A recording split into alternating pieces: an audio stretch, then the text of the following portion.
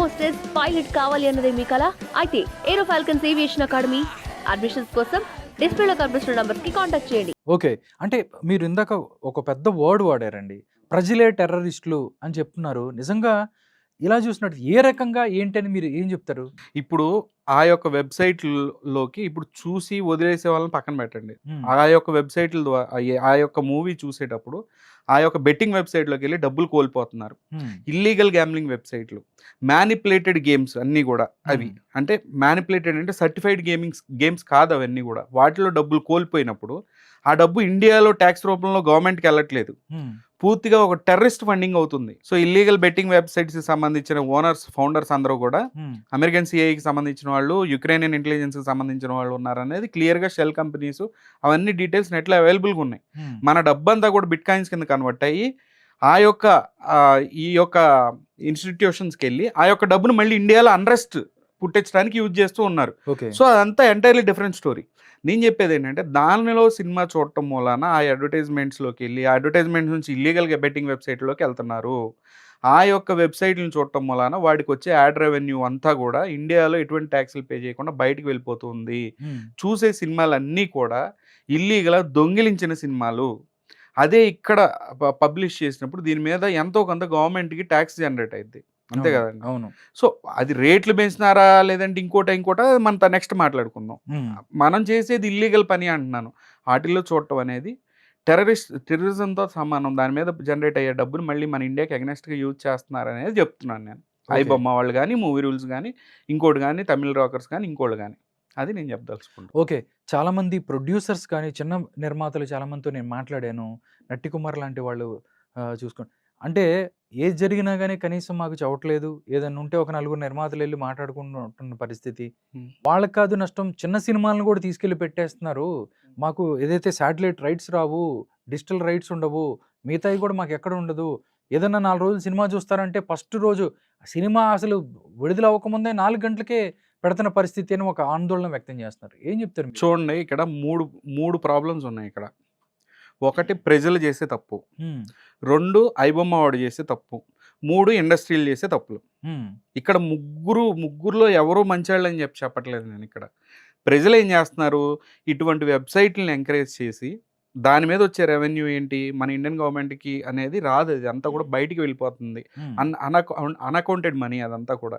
ఆ డబ్బును మళ్ళీ ఇండియా మీద మన దేశానికి ఎగనెస్ట్‌గా యూజ్ చేస్తున్నారు.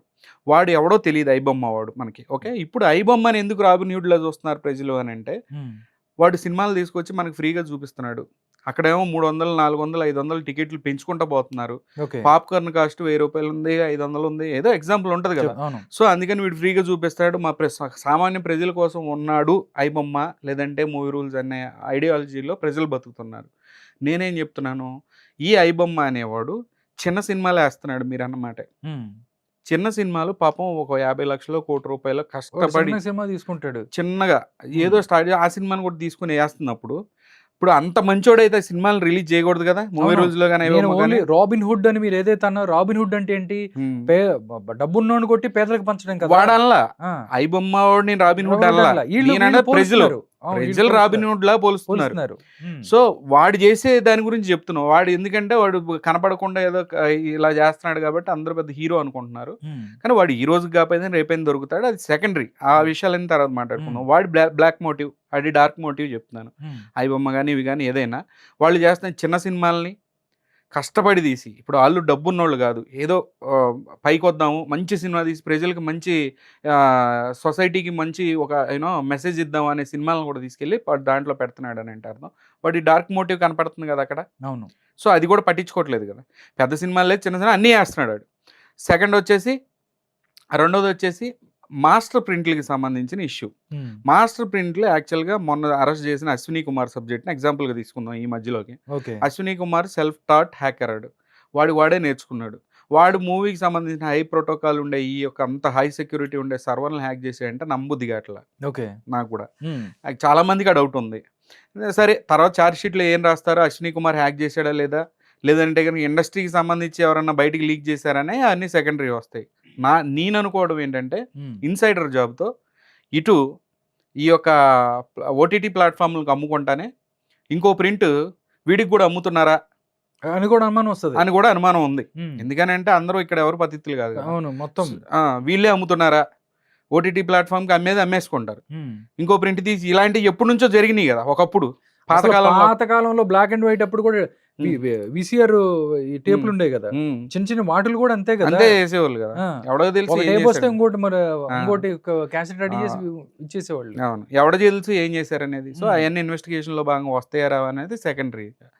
మూడో విషయం వచ్చేసరికి ఐబొమ్మలో వేసే యాడ్లు, ఐబొమ్మ కానీ మూరూల్స్ కానీ ఏదైనా దానిలో వేసే యాడ్లన్నీ కూడా ఇల్లీగల్ బెట్టింగ్ వెబ్సైట్లకు సంబంధం. ఏది సంతూరు, లక్స్, రెక్సోనో యాడ్లు కాదు వేసేది, ఓన్లీ ప్యూర్గా ఇల్లీగల్ బెట్టింగ్ వెబ్సైట్స్.